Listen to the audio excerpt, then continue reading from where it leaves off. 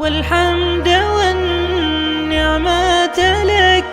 اور پھر علماء نے لکھا ہے جنت انسانوں کے رہنے کی جگہ ہے، مگر پھر بھی کچھ جانور جنت میں جائیں گے اور کچھ انسان جنت میں نہیں جائیں گے.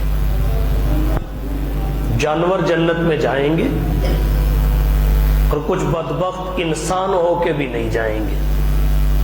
جو جانور جنت میں جائیں گے ان میں سے چند ایک کا ذکر کرتا ہوں. حضرت صالح علیہ السلام کی اونٹنی جنت میں جائے گی. عزیر علیہ السلام کا گدھا جنت میں جائے گا. یونس علیہ السلام کی مچھلی جنت میں جائے گی. اصحاب کہف کا کتا جنت میں جائے گا. کتا ہو کے جنت میں جائے گا. کیوں؟ اس لیے کہ وہ اللہ والوں پہ بھونکا نہیں، اللہ والوں کی پہرے داری کی.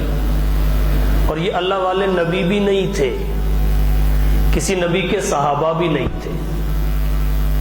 اب یہ کتا ہو کے جا کیوں رہا ہے کہ یہ پہرے داری کرتا رہا، بھونکا نہیں، کتا ہو کے. اور کچھ انسان ہو کے محروم کیوں ہوں گے کہ وہ انسان ہو کے بھونکتے رہے، انہوں نے اپنی دریدہ دہنی اور بد زبانی کو روکا نہیں. جب کتے کی نسبت اللہ والوں سے ہوئی، کہاں سے کہاں پہنچ گیا. نبی بھی نہیں تھے، کسی نبی کے صحابی بھی نہیں تھے، اللہ والے تھے، نیک لوگ تھے. اب آپ بتائیے صحابہ کرام رضی اللہ تعالی عنہم اجمعین